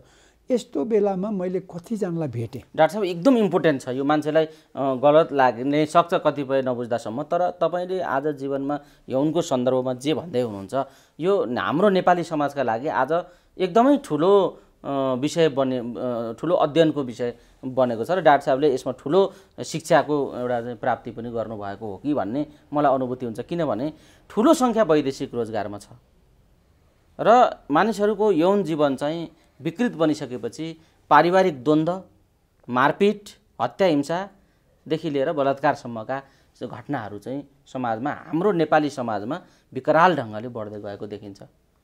त्यसो भएको हुनाले यो समाजको आजको स्थिति र डाक्टर साहबले जुन विकास गर्नुभएको र दिन खोज्नुभएको शिक्षा र हासिल गर्नुभएको अनुभव छ, यो कुराले ठुलो महत्त्व राख्छ हाम्रो समाजलाई अबका दिनमा भन्ने मलाई लाग्छ। र जसरी यो परिवारहरू चाहिँ भाँडिराखेका छन् यौनको मामला, यौनका सन्दर्भहरूले, कोहीसँग लाग्यो भनेर, कोही कसैलाई ल्यायो भनेर, कोही कसैले चाहिँ आक्रमण गर्यो भनेर, यी विभिन्न खालखण्डले मानिसहरूको परिवार जसरी भत्किँदैछ यौनका सन्दर्भले, तपाईँको चाहिँ कसरी बलियो भइराखेको छ यत्रो खुलेआम सार्वजनिक गर्दा? होइन, मेरो बलियो यो बताउनुहोस् त, तपाईँको पारिवारिक सन्तुलनको कुराले पनि अन्य मानिसहरूलाई ठुलो जीवनको शिक्षा हुनसक्छ। डाक्टर साहब खोलेर बताइदिनुहोस् त यो विषय। मेरो त स्कुलमै 200 विद्यार्थीहरू छन्, त्यसमा तरुणी तन्नेरी गर्ने जो सेक्स यौन योग्य त 50 झन्झनै 100 जना नै छन्। हाम्रो केही समस्या छैन। पहिला एकैजनासँग हुँदा पनि, एकजना मात्रै केटी हुँदा, 2-3 जना केटा हुँदाखेरि पनि भयङ्कर समस्या हुन्थ्यो। अहिले जब मैले यौनको खुला रूपमा आफै पनि नाङ्गै गरेर हिँड्छु, केही पनि होइन, जन्मेको नाङ्गै हो, जाने नाङ्गै हो, आफ्नो यो अङ्गहरू सबै बुझ्नु, माथि केसदेखि तल नङसम्म सबै बुझ्यो भनेर, त्यसको अर्थ बुझ्यो भनेदेखि कुनै समस्या हुँदैन भनेर मैले चाहिँ यो चाहिँ एकदमै महत्त्वपूर्ण रहेछ। संसारमा अहिले यौनभन्दा ठुलो समस्या केही पनि छैन। यही यौनका कारणले कोहीसँग लाग्यो भनेर मारपिट भइरहेको छ हाम्रो समाजमा। होइन, अहिले पनि नेपालमा यो सन्तुलन तपाईँको कसरी मिलिरहेको छ, त्यो अनुभव चाहिँ सबैलाई काम लाग्न सक्छ? होइन, मैले मेरो परिवारमा सबै कुरा फ्रिली, म आफै यहाँ पनि नाङ्गै हिँड्छु। मेरो नाति नातिनीहरू छन्, ए बाजे भन्छन् घरि, हे गर्छन्। अब त्यो पनि गइसक्यो कि एकपटक सुन्दाखेरि, जस्तो राजाको पालामा गणतन्त्र भन्यो भनेदेखि सिधै जेल जानुपर्ने थियो। अनि यो त हामीलाई पनि अस्वाभाविक लाग्छ नि त, तपाईँले जे भन्दै हुनुहुन्छ यो मलाई पनि अस्वाभाविक लागिरहेको छ। पहिला कुरा गर्दाखेरि तपाईँ नै एकदम झन्झनै तर्सिनु भयो होइन। मैले त यहाँ त सबै कुराहरू, मैले योनि लिङ्ग जुन छ नि, यो गुदबारहरू म चाहिँ नेपालीमा भन्छु। मेरो नाति तर अब यो त सभ्यतालाई नै नङ्गाउने कुरा हो भन्ने बुझ्छन् नि मान्छेले। सभ्यता के हो? त्यो मानव सभ्यतालाई नै, मानव सभ्यताकै उपर जङ्गली समाजको जस्तो तरिका भनेर तपाईँले आलोचना गरेको पनि देखिन्छ। होइन, यसो छ, मानव सभ्यता चाहिँ सभ्य भए त ठिकै छ, तर मानवलाई नै ध्वस्त बनाउने सभ्यतालाई सभ्यता भन्नु चाहिँ म चाहन्न। अहिले त जलवायु परिवर्तन र प्रदूषणले गर्दा, गरिबीले गर्दा र द्वन्द्वले गर्दाखेरि त सभ्य होइन कि नेपाल, के अरे संसारको सभ्यता होइन कि, यो त ध्वस्त बनाइसक्यो के अरे संसारको मान्छेले संसारलाई। नेपालको त कुरै छोडिदिउँ न, किताब पाठ्य पुस्तक घोकाउने र गीता, विशेष गरेर गीता पढाउने होइन। नेपालमा त धेरै हिन्दू छन्, त्रिपिटक पढाउने बुद्धहरूले, अब अहिले बाइबल आएको छ, कुरान आएको छ। यो 4वटा किताब घोकाउँदाखेरि चाहिँ हामी सबै सम्पूर्ण रूपमा छोप्यौँ होइन। र हामीले खेत जानु छोड्यौँ, बारी जानु छोड्यौँ, उद्योग जानु छोड्यौँ, सबै पढ्ने भएको हुनाले हाम्रो के भयो त, सक्यौँ। अहिले हाम्रो सम्पूर्ण रूपमा राष्ट्र सकियो, परिवार सकियो। उदाहरणको लागि एउटा परिवारको एकजना मान्छे, लोग्ने मान्छे जो बाउ छ, विदेश गयो, उसले कमाएर यहाँ कसलाई पठाउँछ, स्वास्नीलाई पठाउँछ, स्वास्नी मिठो र चाहिँ खरो भएर कस्तो विकृति आछ। अर्को छोराछोरीलाई चुइङगम र चाउचाउ कुरकुरे र चाहिँ बोर्डिङ स्कुल, ऊ एउटा केही पनि गर्न सक्दैन, दाँत पनि खत्तम, जिउ पनि खत्तम, स्वास्थ्य पनि खत्तम। बाउआमालाई चामल पठाइदिएछ, अलिअलि यसो खेतबारी गरेर खाने पनि ऊ पनि खत्तम। त्यसपछि देश जनशक्ति भए पो काम गर्ने, विकास हुनुपर्ने जम्मै झोरघारी वनघारी भएको छ। त्यसले गर्दाखेरि समग्र रूपमा एउटै कारण, किताब घोकाउने र गीता त्रिपिटक पढाउने अथवा धर्म ग्रन्थ पढाएर चाहिँ अनि के अरे समय गुजार्ने, यो संस्कृतिले यो सभ्यता हो। आफ्नै देश, आफ्नै परिवार, आफ्नै सन्तानहरू बिग्रेर अनि आफू उहाँ अब देखे चाहिँ मृगौला, खाडी राष्ट्रको धेरै जस्तो मान्छेले मृगौलाको रोग लिएर आउँदैछ। हो पनि, किनभने पानी पिउँदैनन्, गर्मी छ, अब बिग्ने बानी छैन, अनि मृगौला त बिग्रिने नै भयो। त्यस कारणले पनि सबै कम्प्लेक्स भनौँ न, यति धेरै गिजोलियो हाम्रो समाज। यसलाई त म सभ्य भन्नै सक्दिनँ। यो चाहिँ अब यसलाई ध्वस्त बनाउनुपर्छ। यो सभ्य होइन, यो असभ्य जङ्गलीको बाउ हो, त्यसलाई चाहिँ ध्वस्त बनाउनुपर्छ भनेर समस्या कहाँबाट? यौनबाट सुरु हुन्छ, कृषि, त्यसपछि अर्थतन्त्र, त्यो सबै जोडिएको शिक्षामा। त्यस कारणले शिक्षा दिए भने यौन ठिक हुन्छ, यौन ठिक भएपछि कृषि ठिक हुन्छ, हलो जोत्ने मान्छे निस्किन्छ नि, कृषि ठिक भएपछि अर्थतन्त्र ठिक हुन्छ, अर्थतन्त्र ठिक भएपछि संसार, नेपाल पनि भन्छ, संसार पनि भन्छ। मैले खास त्यहाँ जोड्नु खोजेको। अब त्यसमा त लामो बहस गर्न सकिन्छ, म त प्रमाणितै गराएको छु नि त। तपाईँले देख्नुभयो मेरो परिवार कति सुखी छैन, मेरै श्रीमती त्यहाँभित्र भात पकाउँदैछन्, कति राम्रो छ, हामी त भयङ्कर खुसी, 50 वर्षदेखि सँगै थियौँ होइन, सबै कुरा मेरो थाहा छ होइन। पहिला उनीहरूलाई अप्ठ्यारो लाग्थ्यो, मैले अप्ठ्यारो कहाँ बनाएको छ, कसैले बलात्कार गरेको छ? मेरो नाति नातिनीहरू छन् 100 जना, ठुलो तरुणीहरू नै छन्, नातिनीहरू नै 50 जना जति होला तरुणीहरू। खोइ मलाई त्यस्तो कुनै ऊ छैन। त्यस कारणले गर्दाखेरि यो सबै भ्रम हो।